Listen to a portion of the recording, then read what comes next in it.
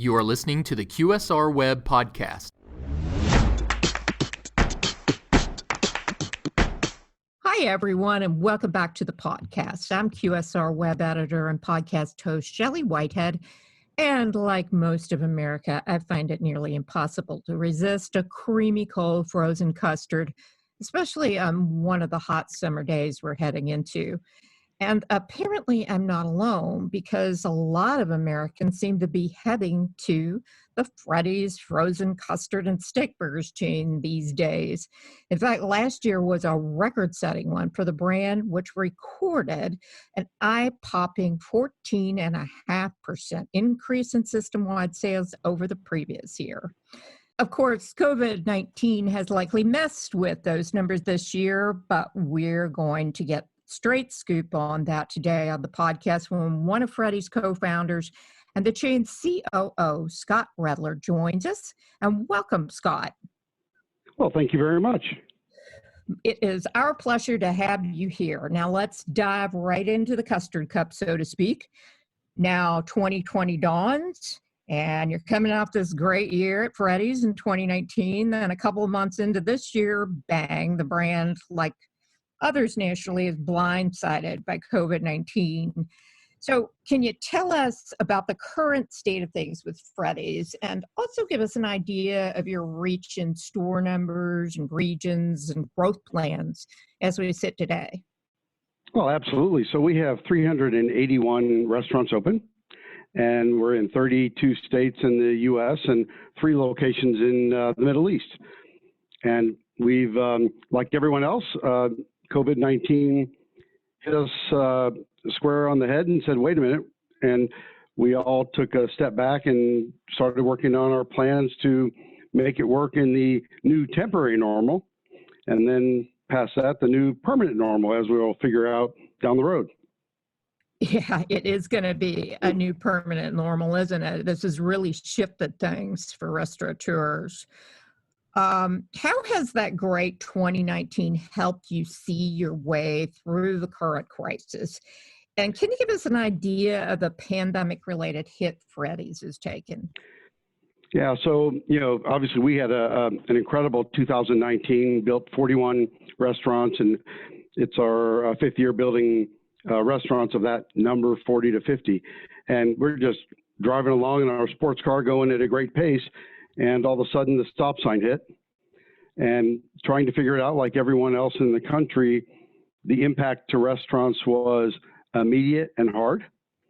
And our sales dropped significantly. And we all said, wait a minute, what does this mean? And how long is it going to last? And we asked ourselves all the same questions that no one else knew the answers to either.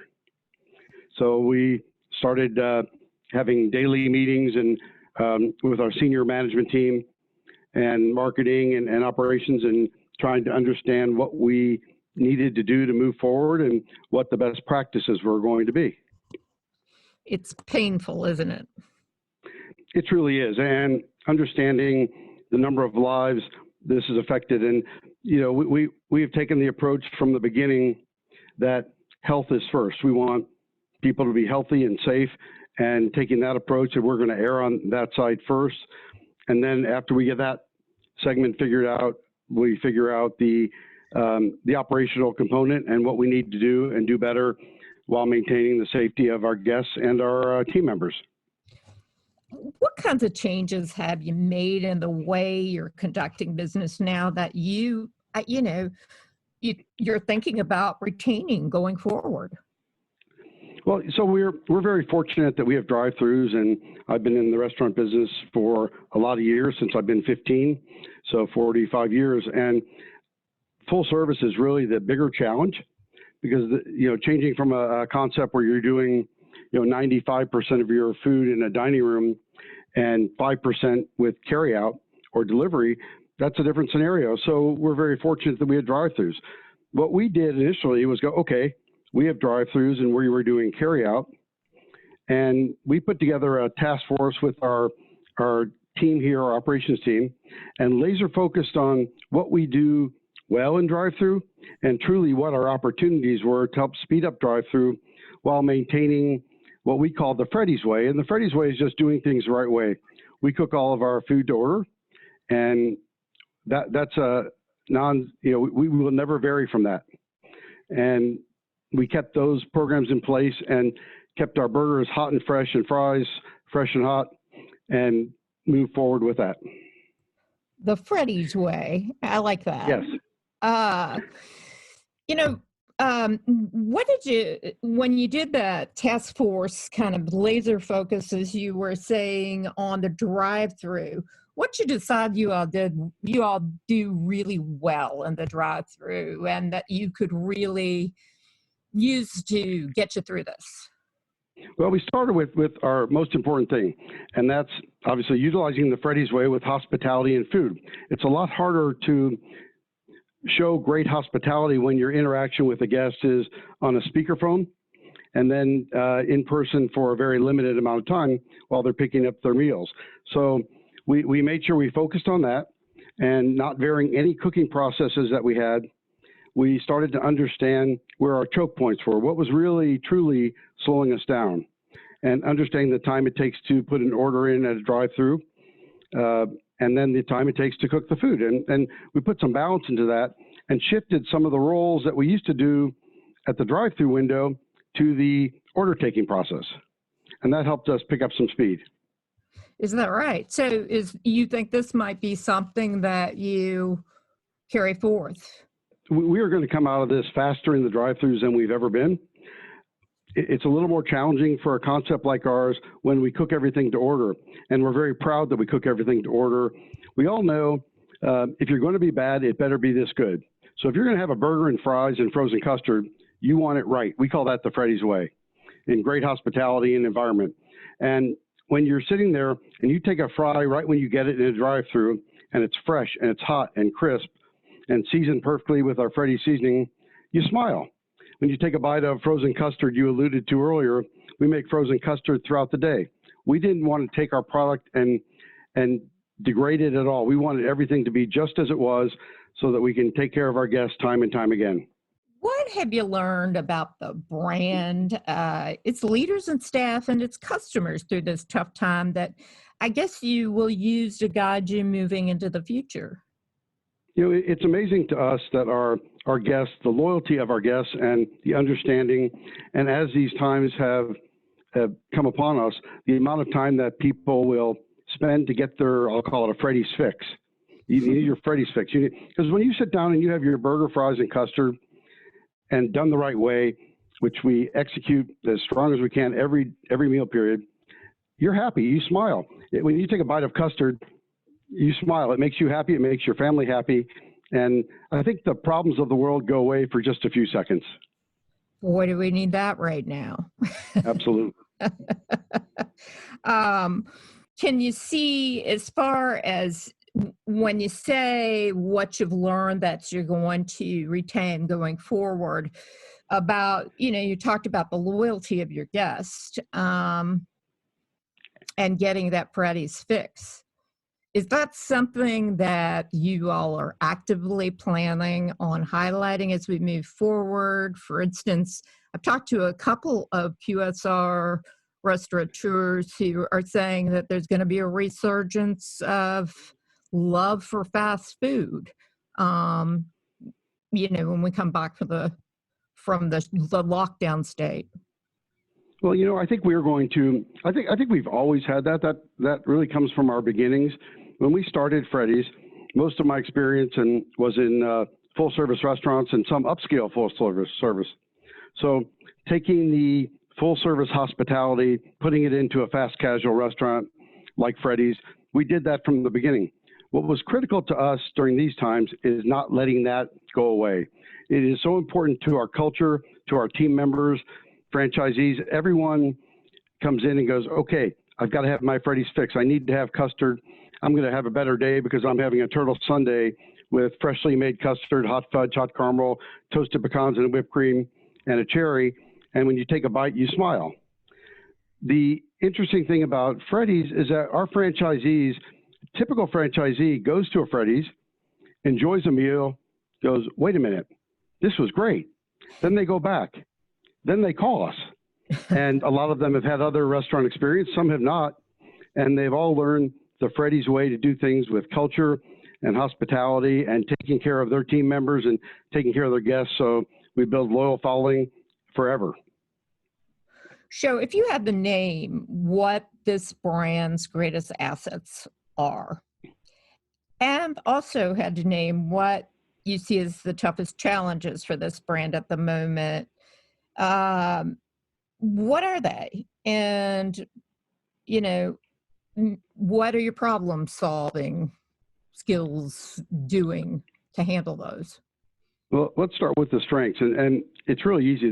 Our franchisees, our team members, our corporate office, everyone has a passion for our brand.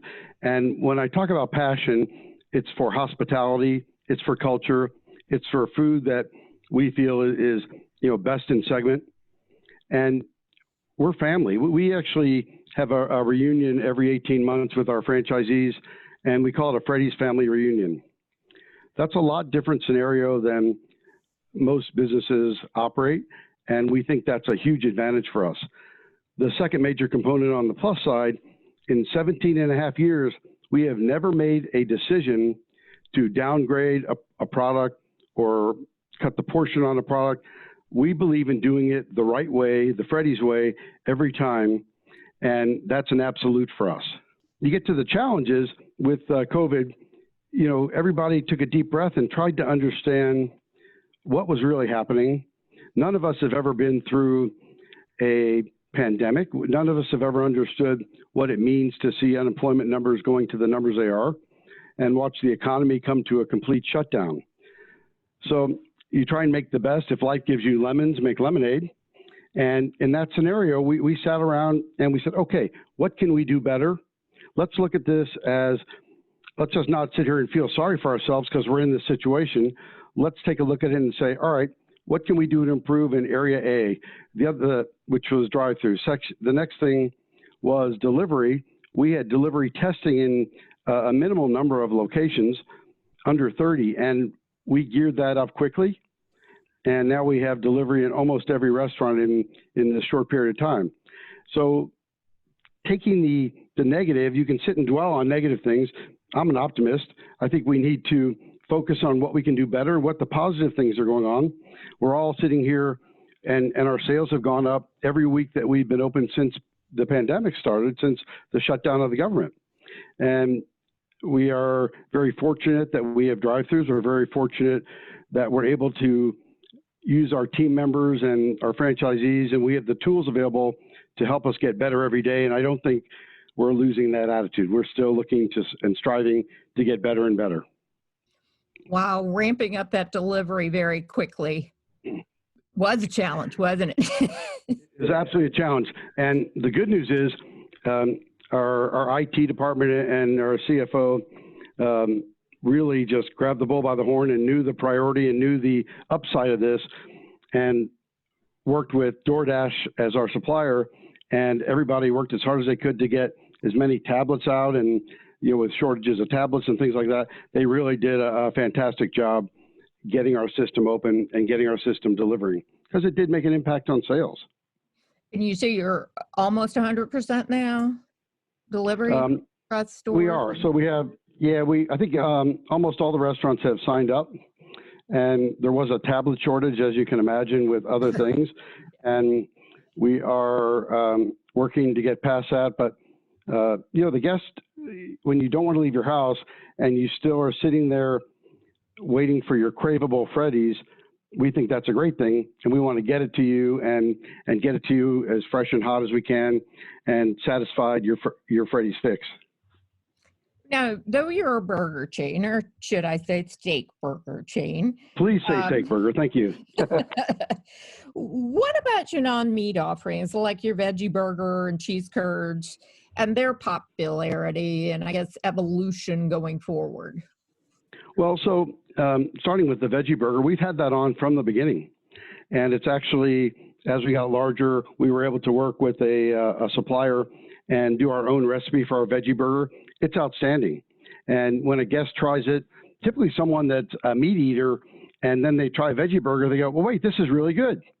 So that's always a fun one to give someone who's never had one of our veggie burgers before.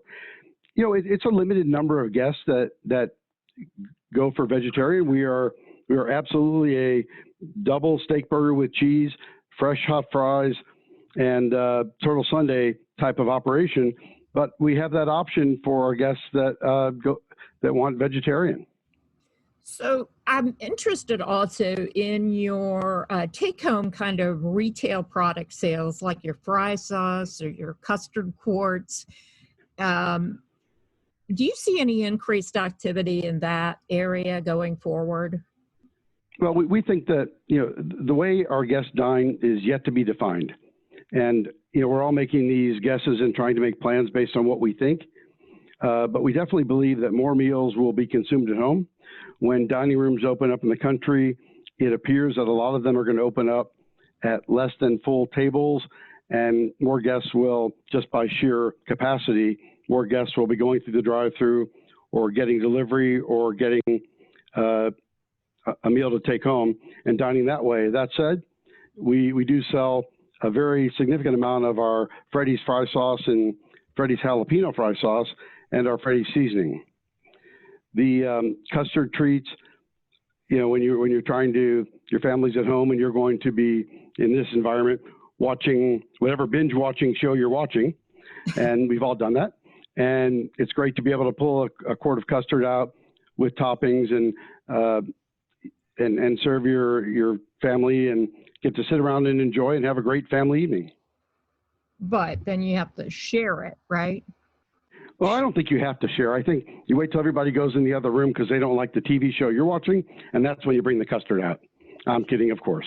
No, I love your thinking. Well, Scott, I raise a seasoned fry to you and wish you great success moving forward through this insanely tricky year. And up next, we have even more restaurant news you can use from the attorneys at Mesner Reeves, who are joining us after this short break.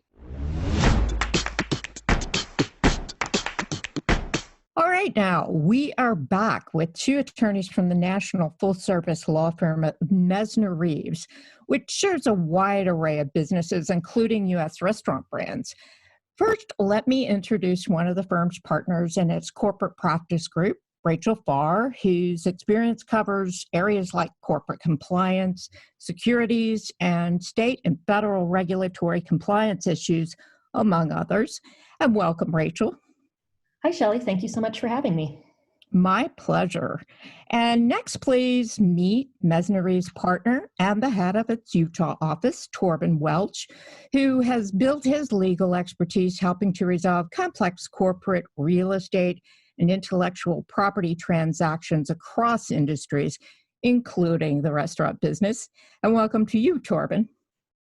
Hi, Shelley. Thanks for having us. Well, it's great to have you. I think you're going to lend great expertise and take us on a deeper dive into some of the matters of really primary importance to restaurateurs right now. In fact, restaurant business leaders are now being increasingly forced to be agile in whole new ways and degrees with both their customers and employees. And part of that agility has certainly had to be around each brand's adaptation to an interaction with the U.S. Coronavirus Aid, Relief, and Economic Security Act, otherwise known as CARES Act, which I will refer to it as from now on. So initially, there was a lot of back and forth around how the CARES Act applies to restaurant operators. So let's just start off by having you detail the types of exceptions that were made for restaurant businesses. Sure. And there was a lot of discussion, and there remains to be a lot of discussion. But in the main CARES Act itself, the accommodation that was made for the restaurant industry really is related to affiliation rules that the SBA has. And that means that in most cases, a one-off restaurant that was owned by a much larger conglomerate would not be able to meet the SBA requirements of 500 employees. So by lessening those rules, and looking at each restaurant business, each location as its own business, that enabled more people to have access to the funds available under the CARES Act. So if you have some partners that were otherwise putting you over 1,500 employees, you wouldn't be able to tap into these funds. by making that accommodation and having just the affiliation rules loosened, the SBA is going to allow people, if you have 30 people at your specific restaurant, that's where your PPP funds would be able to come from.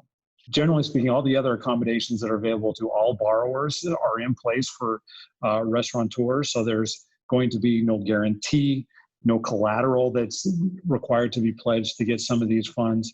And you have the potential to get 100% loan forgiveness with these funds. So to the industry as a whole, that's very, very beneficial. If you're able to utilize that amount up to 75% for payroll expenses, you can get your employees back in place and you can begin, as we slowly come out of this pandemic fog that we've been in, slowly start to reopen your business. You'll have employees available to you. And by paying them, you'll be able to get forgiveness from that debt amount. There's a lot at stake, but the cuts have really been so deep within the restaurant industry as a result of the many business restrictions imposed by COVID-19.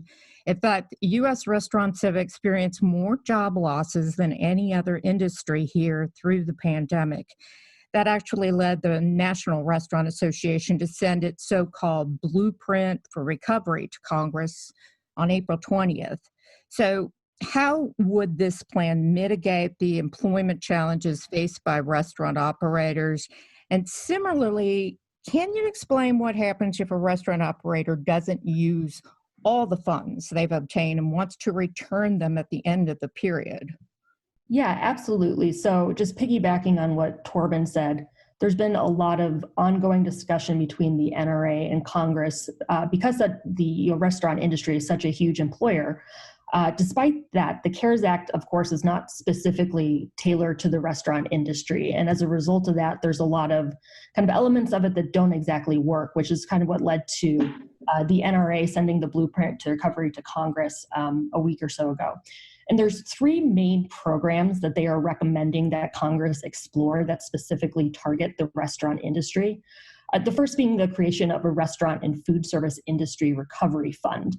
And what the NRA is seeking is about $240 billion specifically for restaurants and food service industries to support ongoing operating expenses, to rehire and retrain their workforces, and to really provide a lifeline to reopen and readjust to what's going to be required of them in the age of social distancing. The second thing they're asking for specifically relates back to the Paycheck Protection Program. And what the NRA is recommending Congress do is replenish funding, which as we know, it got a second round of funding, but to continue funding for this program, but also to fix the structural issues that really just don't work for the restaurant industry. Things relating to the forgiveness formula don't take into the realities of restaurants not operating at the time. The 8-week period in which to use your loan funds to get forgiveness. There's just some elements to it that don't really jive with the reality of restaurants in this day and age. And given the number of jobs that this industry creates, there's a big effort to try to make sure the Paycheck Protection Program really can work with restaurants. And the final thing that the NRA is looking for is the creation of a tax credit or a grant program for quote unquote healthy restaurants. Even when restaurants are allowed to reopen, there's going to be very different standards from a health and safety perspective. And what the NRA is looking for is a tax credit or a grant program for restaurants to help them and support them as they try to comply with new regulations, make sure their restaurants are safe as they open to the public. So with those three things, the NRA is really pushing for a lot of support for the restaurant industry, and we'll all have to stay tuned to see how Congress reacts to that. Wow, it's a mouthful, isn't it? It's a lot. It's a lot. It's a big problem and it needs big solutions. So got a lot of brains on it right now. Absolutely. Now, under the general heading of rehiring, what's the incentive for restaurant brands to put employees back on the payroll when they can make more money receiving pandemic unemployment payments through July 25th this year? So there's always going to be an incentive, even though these 8 weeks start from the date you get your money, and you may not be open as a restaurant. And now you're already bound to try and spend all of this money within this 8-week period. The incentive comes more from not only helping your employees, but getting everything ready to go to be prepared for the minute you do open up. What we're hearing from a lot of restaurateurs, they're struggling a little bit finding the right people to come in and do the services that they need because they're not open. But as we begin to get this opening happening, you want your people and your best people ready to go as soon as you can. So by getting them to come back in and understanding where your goal is as an owner of a restaurant, how you want to be ready day one when you're allowed to, that's very important. You also continue to build your business with your employees and your former employees if they were laid off or furloughed. You want to continue to have those really top performers that you had previously ready to come back to you. So, but by helping them that way, you get a little bit of loyalty. We tell people now is a good time to go, I don't want to say cherry pick or poach employees, but to find top performers at other restaurants that aren't able to bring them back. You can really take advantage of this opportunity to bring some employees back or to hire new employees that you wouldn't otherwise have access to. So you're all ready to go as soon as you're allowed to be open. Anything to add, Rachel, on that note? Yeah, just to piggyback off Torben, in addition to what the incentives might be, to comply with the actual responsibilities under unemployment, employees have to certify that they can't find suitable employment. So to the extent that, a restaurant offers a job back to an employee that says they'd rather stay on unemployment, they might run into some issues there. So in addition to what Torben mentioned about, preparedness and getting things back on track, there's kind of the technical legal component on what your obligations are for your unemployment reporting. Thank you. Now, lastly, we've learned that a lot of forward-thinking restaurant operators are taking slower sales periods now to evaluate vendor contracts.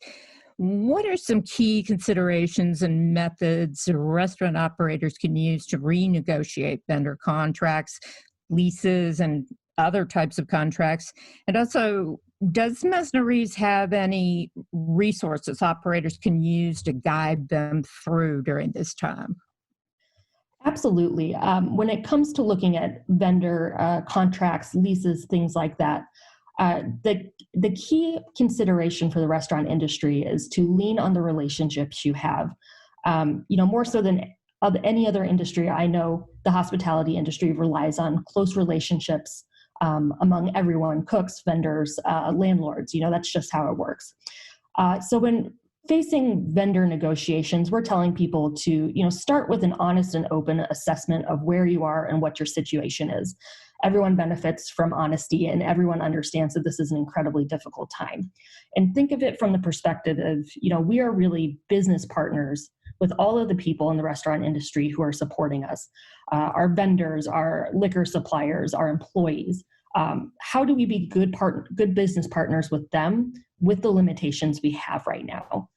Present options to your vendors. If you need allowances, if you need to make some tweaks to your existing relationship, make sure you've thought through some different scenarios that might be able to work for the vendor. And that takes some pressure off of your vendor or your landlord or whoever you're negotiating with, to try to solve your problem for you. Present yourself as a problem solver rather than just presenting issues. Think of it as a partnership, lean on your relationships, support each other through this time, and be creative, basically. In terms of other resources, we really recommend you go to our website, Messner.com, has a COVID resource and guidance section where we list all the contact information for our coronavirus response team, which includes Torben and myself, as long as a number of other practice group specialists, all of whom are happy to speak with you about your questions and point you towards resources. Torben, anything to add to that? Yeah, I think as Rachel mentioned, we're here ready to help. And so you can also go to besides our website, you can also shoot us an email at hospitality@messner.com. And to the extent you have some pandemic or corona issues, we are offering some pro bono services to restaurants up to 4 hours worth, where all of the attorneys on our team and all sorts of disciplines can help guide you through some of the hard times that you're having. So we think it's important just to give kind of our expertise and what we've seen in representing a lot of clients that have already done this. So feel free to reach out to us and we can get you in contact with that. And like I said, we're offering some of these services at pro bono, which means free. And we're happy to do that and happy to help the industry get back to where it needs to be. Interesting, important, and complex information. So thank you both, Rachel Farr and Torben Welch, are partners at the national law firm Mesner Reeves. And that will do it for today's podcast. We certainly hope you're taking away some usable information and that you'll have a great rest of the day and week. Until next time, take care.